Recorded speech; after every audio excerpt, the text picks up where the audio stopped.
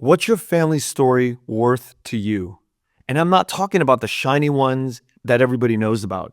I mean the buried ones, the secrets, the heartbreaks, the ones that only slipped out after a night of too much Hennessy. That's what Vietnam Story Bank is for. No polish, no rewrites, no editing, just raw, recorded, beautiful beating history. The kind that makes you sit up and hold your breath. Your father's memories of his mother's wildest dreams, your grandparents' laughter that echoes in your bones. We dig it all up, we record it, and hand it back to you, safe, untouchable, and unforgettable. Because when your stories disappear, they're gone forever. So go to VietnamStoryBank.com today and make sure your family's stories are recorded. What's up? This is crazy. What's up? We're in a Moto 6. Welcome to the Vietnamese podcast. I am here with Duzan. Is that how you pronounce it? It's Duzan. Duzan. I like that. Duzan. It's a cool name. Duzan. Duzan is Vietnamese from the Czech Republic, right? Yes. I don't know how we ended up in a Moto 6 together, but this is right before the film festival, and Duzan's a blast. I am here to talk about his film, Summer School 2001, correct? What a badass film. Yeah. Thank you. Congratulations. I like that you like. Yeah, I didn't like it. I loved it. Okay. Yeah, I loved it. I love the film. It's playing on Saturday Yes. at the Vit Film Festival, so I hurried down here to get this out, this episode out, because if you're anywhere in Orange County or LA, you should make it down to Saturday to watch Duzan's film, Summer School 2001. Cool. Yeah. And are you from LA? I'm from LA. I grew up in LA and I grew up in Koreatown. But I come down to Orange County quite a bit. I had another interview before you, and yeah, so I'm here. Sorry. Yeah. I'm asking too many questions. No, you can ask any questions you want. Okay. We're here for us, not for just. Oh, Yeah, you can so, ask. Yeah. I was thinking you should bring like a lot of friends from LA to see the film. Yeah. What time is that? What time is your film at? It's at 3:30. At 3:30. Okay. 3:30. Well, the problem is a lot of people are going to go see The Stringer. Yeah. And Bao Win's film at 6:30. That's the big, the competition. Is it? It's my competition because One's a documentary, one's a feature narrative. I know, but as you said, many people are coming for a thriller. Yeah. Unfortunately, that's the way it goes, right? You will be the bigger dog at another festival, and people are gonna put the other film at 3:30. So, how did you get to the Czech Republic? Okay. So we have to start like in the 80s. It's when my parents met in Germany, and as I suppose they kind of fell in love with each other, and they started to be making me. But I was born in Hanoi in 91, and after like 3 years spent in Vietnam, we moved back to Europe, but this time to Czech Republic, which is like next to Germany. Why Czech Republic? In Germany, you couldn't like get back to Germany because after the fall of the wall, there was no communism anymore. So, and the German like people decided that they don't want to have like too many Vietnamese there. So the next place to relocate was Czech Republic. And my father, he went first, earned some money, and then we can like follow him. Come in, got it. And so you grew up in the Czech Republic from age 4, Yeah, all the way to now. yeah. It's been a while now. Yeah. And do you go back to Vietnam often? Yeah, like this year I will come to Vietnam thanks to this film. And I usually go to Vietnam like once in 3 or 4 years. So my Vietnam is not that good. It's not bad either, because if you can direct something like this, that means you understand a lot. Actually, I just let them freestyle the people, so that I don't have to be burdened by the text. So I was like, I can like listen to people speaking, and I can like get ideas like what they are talking about, but nothing too specific. Right. Wow, that's just the fact. We'll get into that. Yeah. And then at what age did you say to yourself, all right, I want to make movies? Actually, it was never my dream to be like an artist or director because uh, I saw myself in business, you know. So I pursued my career in economics, but during the time I was in college, it was around when I was 20.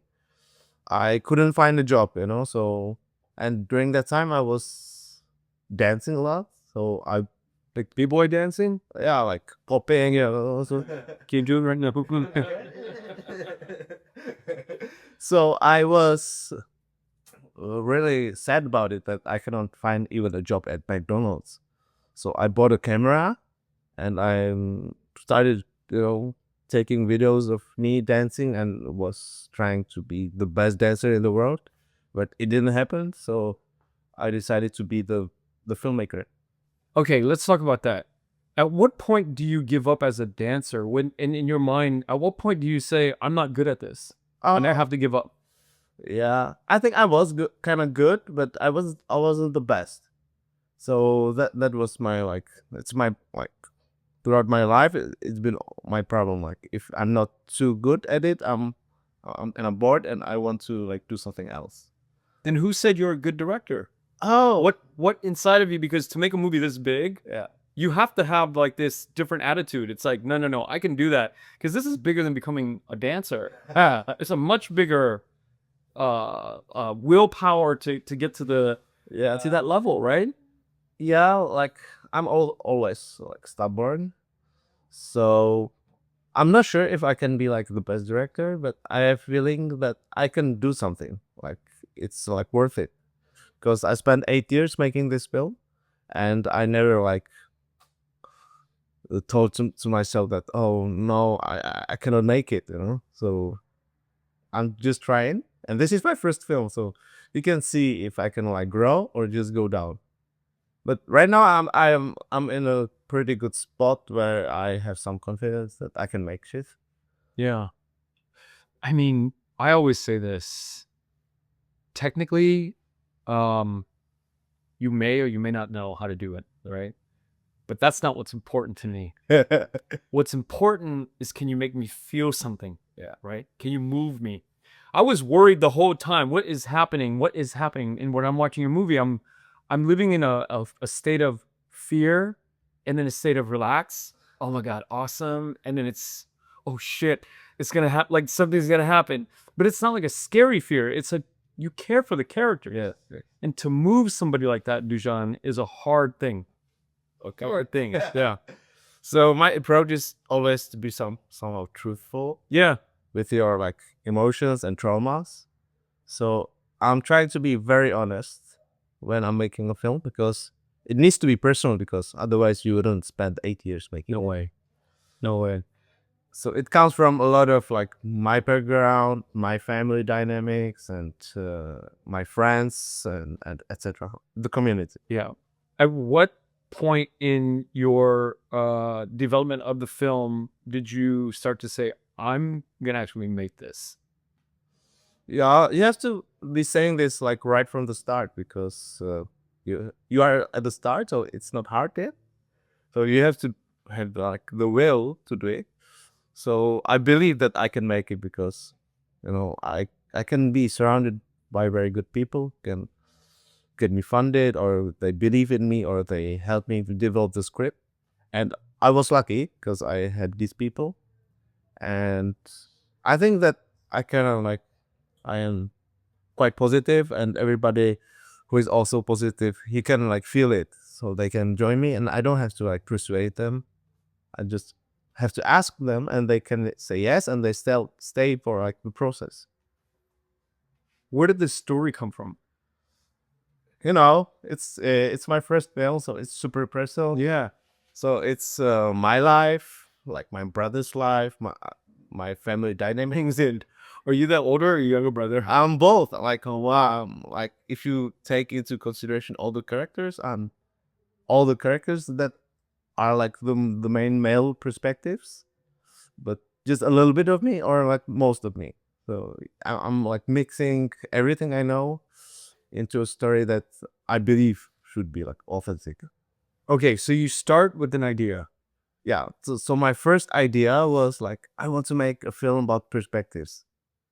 That wasn't like the topic of like, was my childhood traumatic with my parents not being around? No, it wasn't my goal, because at that stage you aren't like convinced that it's your trauma, you know.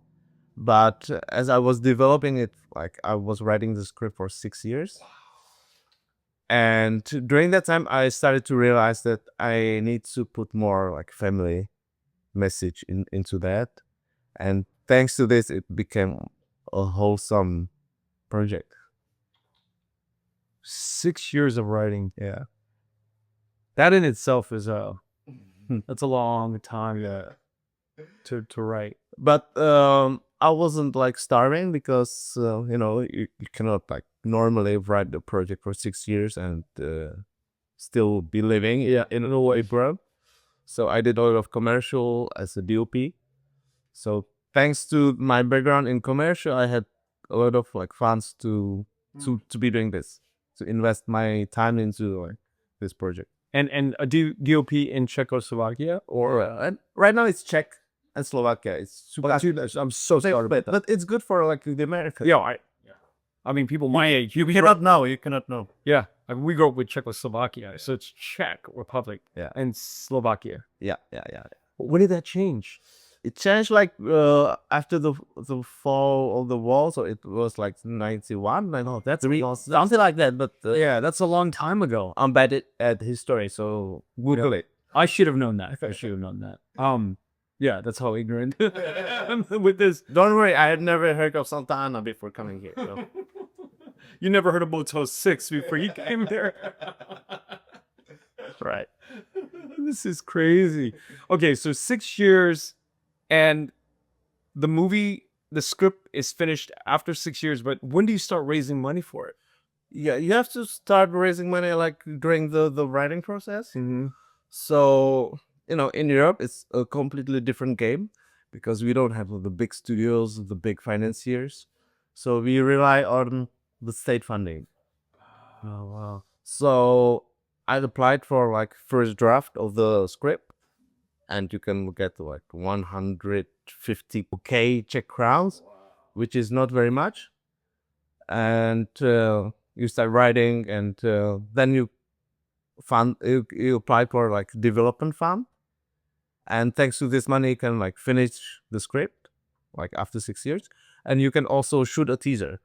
So we shot a very expensive teaser that looked almost like the film, and we use this to like show the Czechs that this film can be good, because if you say that, like virtually no one ever made this kind of film where like most of the people are speaking just Vietnamese and they don't care about the economics of having film in Czech or in English. So I didn't care about it, because we were state funded, so we don't have like any investors that should be like. So the whole thing is state funded. Yeah, you have to try a bit. Like you have to find like co-productions in other countries, but these money are also like from state funds. Yeah. So this is like a Czech, Slovak, Vietnamese co-production. And by Vietnamese, I mean my company is Vietnamese, but we are based in Czech, Yeah. So, and we also shot like few days in Vietnam, but it's mostly like Czech money. So these are all soft funds. You don't have to pay back if you make money from it. Exactly. I don't have to pay back, and they like that it's the topic is personal, and it's not going to leverage the commercial side. We can be very honest, and it gives you a lot of freedom. But what I want to do is I want to try some American co-productions, because you have a different model. But if you take the American money and you spend the money in Czech Republic, the money is like doubles, The budgets here are very crazy, but also the cost is very crazy. Yeah. If you come to Czech Republic and you got, this American Czech-Vietnamese project, this isn't the right place to do it. Is or isn't? It is. It is the right place to do it. Yeah. You know, I watched the movie and I looked at every actor. The two brothers are amazing. The dad, Uncle Fong, Yeah. all of the acting is wonderful. How did you find these people? Okay. So it's not very easy to find a Vietnamese actor in Czech Republic because nobody is an actor, you know. So so the only professional actors are the father and the Uncle Fong. Yeah. And the rest are like people from nail salons, grocery stores. And I like this because you can give like the opportunity to people who might be thinking, hey, I want to try like acting, and we can like grab them, take their talent and just transform it into like a character. So everybody is like first time actor mostly. Wow. Because even the little brother Yeah. feels real. Feels like a trained actor in America. He's fucking real because he is who he is playing, you know? I'm not crazy. I'm like, this little kid can act, and he's a Czech kid, Vietnamese Czech kid. I'm sure he has no training. I was thinking when I was watching, I was like, but he has it. Yeah. He's got it. And then the brother, the older brother, the heart, you could just see the tough exterior, but inside when he starts speaking Vietnamese to his grandmother, my God, I'm like, it's just a different guy. You know, he's different guys when he's speaking Vietnamese. It's just, and when you look at his face, it's tough guy. You know, most of the actors, they went like through the similar events like in the film. So their experience doesn't have to be acted. It just needs to be relived. Like you relive it again in front of the camera, in front of the director, but you know your shit. So for instance, this guy, Kien. So he also grew up without his parents for a long time, and he came to Czech Republic to be reunited with them. So he has this kind of burden that he is like acting about. So it becomes real. So that's why, like, you know, Sean Baker, he loves to cast like misfits and normal people, and I'm kind of like falling in love with this process. Yeah. Amazing. I mean, it takes a lot of talent to be able to pull that out of an actor. You know, like George Clooney says, you know, people say, oh, what's the big deal with you? You're just a good looking guy acting yourself. And he said, try acting like yourself. Try acting. just try to be yourself on screen. See how hard that is. Right. And that's what, when I looked at the acting, that's how I felt. Like you pulled these normal lives out of them, because it's not easy to just be your normal self, and pulled it out. And the way it's all put together, you're like, oh, it's so organic. So it takes a really good editor as well. That's why we got two editors. And we were editing this stuff for like 13 months. So we were really lucky with all the collaborators who were willing to spend their time like extra mile, you know. They believed in the project, so they were like, oh, we don't care like how long we edit it, we just need to make it sure that it's the best shit you can have. So thanks to the editors, we really like got all the gems we collected during the shooting, and the rest is garbage, you know. The little boy, he had some troubles like acting, so sometimes you get like 20 takes of him, but mostly the first and the last takes are the best. So wait a minute. The first edit, let's say your 3-hour, your assembly cut, was you felt like it was shit? No, we felt that there's some potential, but we didn't like get into like the core. So we need to combine a lot of like angles, takes. So we were really like picking the gems here. Yeah. You know, at the very end, there's a big shot. There's a wide of the market. Is that real, or did you guys set that? Like, I looked at it and go, that's crazy. This feels very real. That I don't want to give away the film. I'm just trying to analyze in my brain. Like, wait, that's like a huge shot for a production. I'm imagining small, but that last scene when they're like taking down the marketplace, it's like, wow. So the thing is that, as you said, how much is it like from my life? So this happened in my city, in Hep. We had this marketplace where like only Vietnamese gathered, and after some time, this place needed to be like destroyed so that they can build a department store there. So these takes are real. So we got this Czech guy, Milan Daněk. He was friend with the Vietnamese community, so and he was a cameraman. So he documented everything. So we contacted him so that he could give us like the very precious material of the you know marketplace being torn down. And thanks to this, we could combine our like own Creations. yeah into it. So you don't know what is real, what is like made up. Yeah, you don't know what is the location of that last shot Yeah. or what you built for the stalls and individual shooting. Yeah, movie magic, right? Yeah, movie magic, and you are limited with the budget, so you gotta be very smart where you put the money. Yeah, because after I finished the film, I'm like, all right, well, how? Okay, because I thought that too. I guess I was like, he might have piggybacked the shutting down of this market. It's all probably real, but the timing of everything, the timing of putting it all together in this movie makes it seem like a huge budget, when you think about it. We would love to have a huge budget, but first film and 80% just Vietnamese, and you're being funded by the Czech people or the Europeans.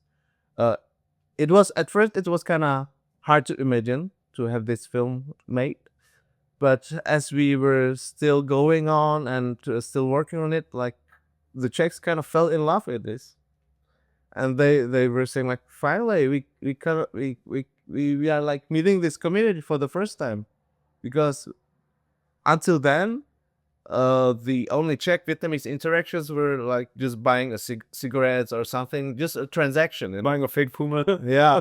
So you don't know anything about their lives, but thanks to this film we open up and we showed like everything.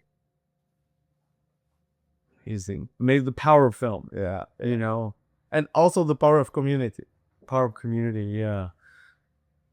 And are there other Vietnamese Czech filmmakers in Czech Republic? Yeah, but they're emerging. They don't have a feature yet, so I was lucky to be So you're the first one. the first one to have the feature. But there is a female director, Diana Nguyen. So she's quite successful on the festival circuit. So when her film comes out, it could be huge. It's also about the community, and it will be like partly animation. So there are some voices in Czech Republic, and I'm also like championing some new voices. Yeah, yeah. Because I don't want to be a director like full time. I can also like a producer or a distributor if I find the right project. So I'm not doing one thing. Yeah. I mean, I think as filmmakers, we wear a lot of different hats, but not everybody can wear the directing hat. Yeah. You wear the producing hat as a director, but it's hard to go the other way. Yeah. Yeah. And then most directors have that producing side of them because you want to control it. Yeah. So you need to know things, what they cost and how it's implemented, right? Exactly. You're Vietnamese as me, so I don't know about your parents, but my parents, they reuse everything like at least 2 times or 3 times, or never like throw it away. Never. So it's part of my DNA as well. So I want to like control the budget where the money like is really put. Like I don't want to invest in shit that won't be visible in the camera. So I'm really like fine-tuning the budget thanks to the fact that I'm also a director, so I know how the shot looks. So the rest is not invested in. Just the tunnel vision, and you put all the money in front of the camera. Yeah. So what kind of distribution would this film get? Okay, so in Czech Republic, we made really good numbers for this kind of film. Because if you have a debut feature, it gets like, I don't know, 3,000 admissions, like 3,000 admissions, which is not very good. And our film, it got 35K 35,000 impressions. So do you get to keep that money, or you have to give it back to the state? No, you can split it with like the co-producers, with the distributors, but you can keep the money. Wow, you don't have to So so it's a good business model. Like you have a quite not quite affordable film, but you are milking it with with your like skills to make a good film. So you have to make a really good film, and it can make money. But we also like knew that the marketing is very important. So we market it as like almost as a comedy, you know. It has this summer vibe, and we put in the trailer like all the white people that were like in the cast. So we put them with the interaction with the Vietnamese, so that we could like market it. Right. It works. Makes sense. Yeah. The idea of Summer School 2001. In the beginning, I was, the first 30 minutes, I was like, I didn't get it, and then I understood. Right. Okay, tell me. Yeah. Let me translate from what I got. All right. This is a summer that everybody basically got to like. Well, he was actually in school, summer school. The young teacher taught these boys, or boys and girls, in this small Czech town. And for me, it was like everybody went to school that summer. Yes, That's summer school for everybody. Yeah. Everybody got to learn something. lesson learned. Lesson learned. Even the father. Oh, well, the biggest learner of something of this lesson is the way you ended the film was, man, I wanted to cry. Because I wish all parents can come to that understanding sooner than later. Yeah. You know, but there's this moment like something bad happens in the family, and you start to realize that okay, so this is really not good.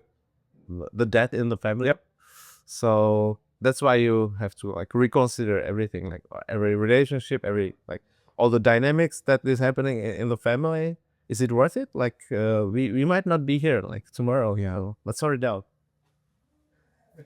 And I'm sure you didn't 8 years ago start out with that theme, right? No, I was running away actually from this topic. I was like, no, I'm not doing another film about my father and about how I feel like not very like drawn to this family, but it somehow sneaked in, and it took over. It has no choice. You have no choice. We have no choice. I have no choice to be here. I don't know why I'm here. I have to be here, right? It's like our art. We have to know. I don't know why we have to know. So like that 8 years of you digging for a story or the story or trying to break the story, as we say, you break the story by 8 years of like really digging. And finally, when you find it, the story comes up. You can't, it's not your choice. You cannot deny the trauma that is put in the film. Yeah. But I was trying to like really run away from it, but I couldn't at the end. And so how did that affect your relationship with your father? Did he watch it yet? Yeah. And how did we had a world premiere of this film in the biggest cinema in Czech Republic at the international festival Karlovy Vary, and there was like 1.2 thousand people in the hall, so it was really huge. And after the film, we got the standing ovations, and then I was really busy about like everybody congratulating me, and then my parents came, to congratulate me, and he didn't have to tell me anything. We both knew because we watched the film, so we just hugged. Like for like very long time, we didn't have like any sort of connection. But when an Asian parent hugs his kid, it's something different. And my mother, she was like crying. So, I was feeling like, yeah, this is it. But yeah, that's my life. I'm crying right now. Don't cry, man. Calm down, my son. Yeah.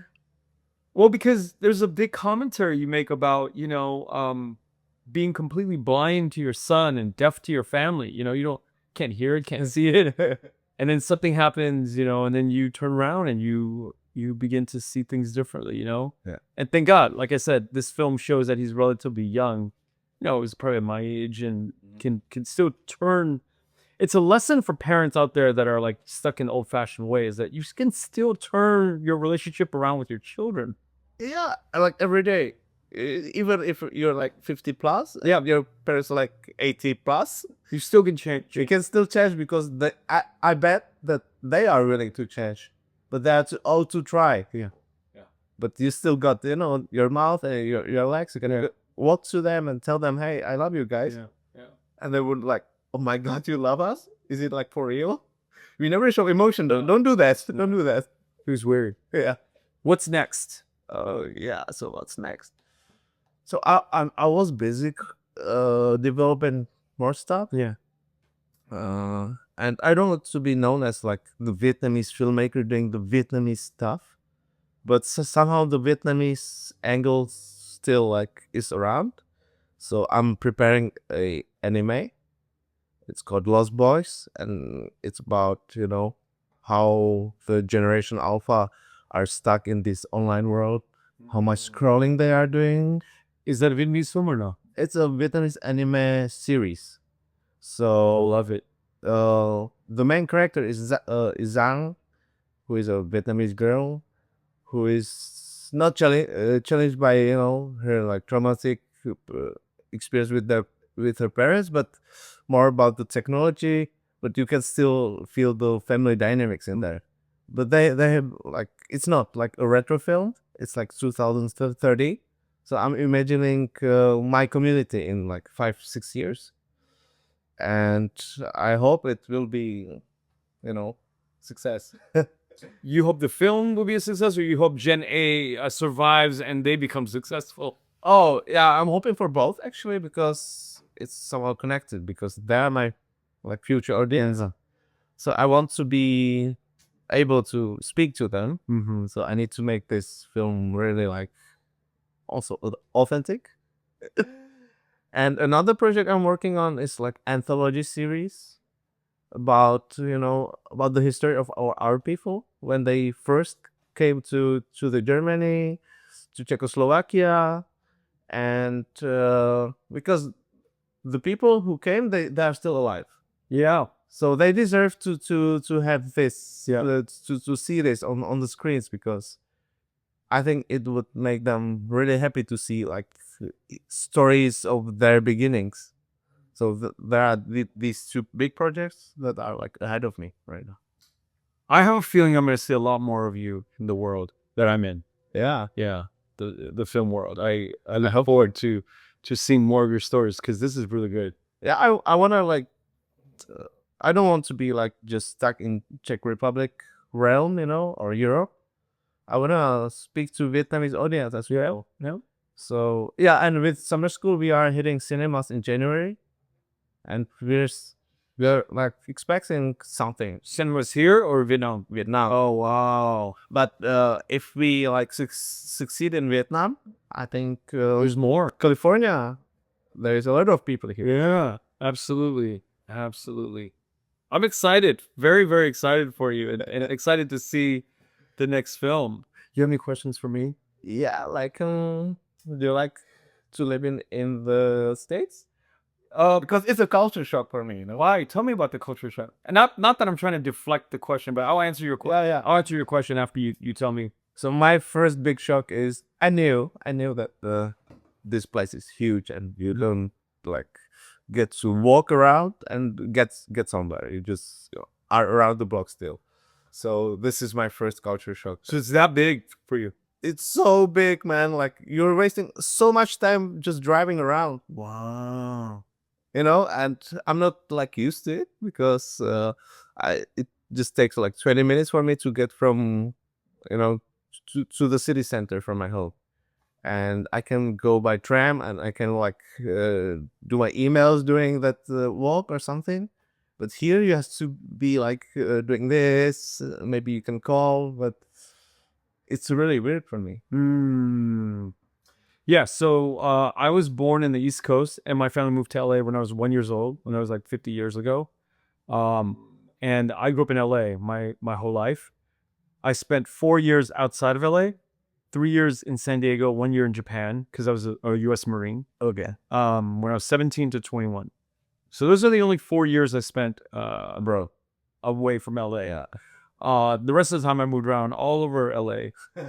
But I have spent a lot of time in Vietnam because my brother moved to Vietnam 21 years ago. Ah. So as a result, I've gone back to Vietnam. I don't know. I can't even count. It's like going to Orange County for me now. Yeah. Yeah. Nice. But also I was in a business selling the goods. I had a factory in Vietnam. I still have it, but when I was very active for about 10 years, I traveled all around the U.S. selling my product. It was fabrics from Vietnam. Okay. So it was textiles from Vietnam. So I traveled all around the world and, the U.S., living really outside of my house for a long time by ease of traveling. So I got to see all the big cities in America and some major cities in the world, but spent all of my life in LA proper. Yeah. So you're just like me, but from America. Yeah. That's right. Yeah. Anything else? Yeah. So do you like producing? Yes, I love producing. I think it's very challenging. It's very hard. It's always been a dream of mine. Okay. But I grew up in the business developing stories. Okay. And so I thought I would be writing or I don't say You can. no. I directing is a very special animal. You have to really be committed to it. Yeah. Yeah, you have to be really committed.